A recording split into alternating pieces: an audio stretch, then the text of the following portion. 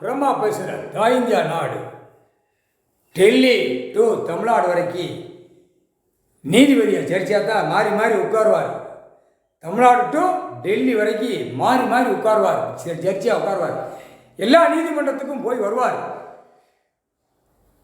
நீதிமன்றத்தின் மேலே உச்சியில் நடு ஸ்தலத்தில் உட்கார்ந்து கணக்கு பிடிப்பார். பிடிச்சி உடனே உள்ளே மாற்றி உள்ளே ஏற்றுவார். அது இவர் ஒன்று தான் செய்ய முடியும்.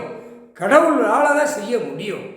சிவன் பார்வதி பரமசிவன் முக்கால் சத்தியம். புரிஞ்சுக்கப்பா? எல்லா கணக்கு போட்ட கணக்கு அரசியல்வாதி நீ ஏன் எடுக்கலைங்கிற கேள்வி கேட்பார். நான் பார்க்கல, எனக்கு தெரியலை அப்படிமா. அப்போ சேனலை எதுக்கு அதை நுப்பாட்டினங்கிற கேள்வி தமிழ்நாடு டு டெல்லி வரைக்கும் நீதிமன்றத்தில் அதுவே பிரச்சனை வரும். உட்கார்ந்துருக்காரு ஐயா, ஏன் மக்களுக்கு தெரியப்படுத்தலை, தெரிய செய்யலைங்கிற கணக்கு கேள்வி வரும். புரியுதா?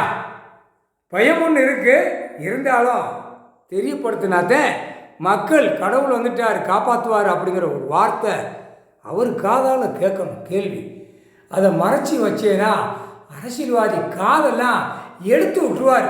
ஒரு பக்கம் காதை எடுப்பார், அது தண்டனை. எடுத்தாச்சுன்னா வெளியில் வர்றவன் கேட்பான், என்ன மந்திரியாரே, என்ன எம்எல்ஏயாரே, என்ன முதலமைச்சாரே, என்னையா காதைக்கான ஒரு காதை அப்படின்னு சொல்லுவான். ஐயா தண்டனை கொடுத்துட்டாரு அப்படிமா. புரிஞ்சு நட, தெரிஞ்சு நட. கணக்கு எல்லாம் ஒப்படைக்கல அப்படின்னா பிச்சிருவார்.